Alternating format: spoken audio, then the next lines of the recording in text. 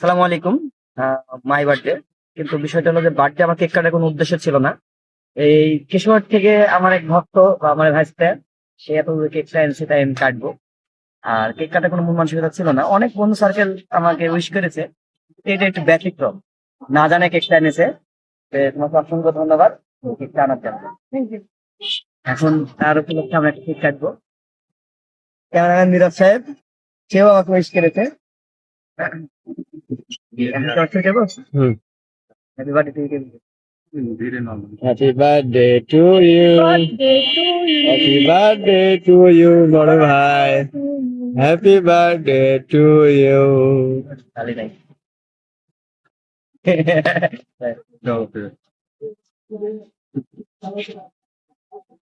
Cameraman. আচ্ছা, এই বাদ দেওয়া সেলফি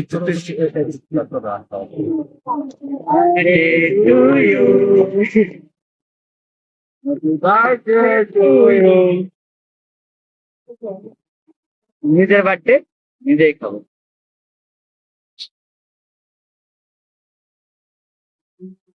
মজা।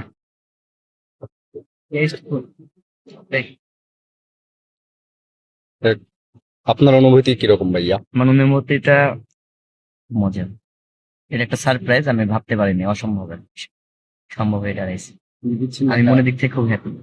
ভাই স্যার,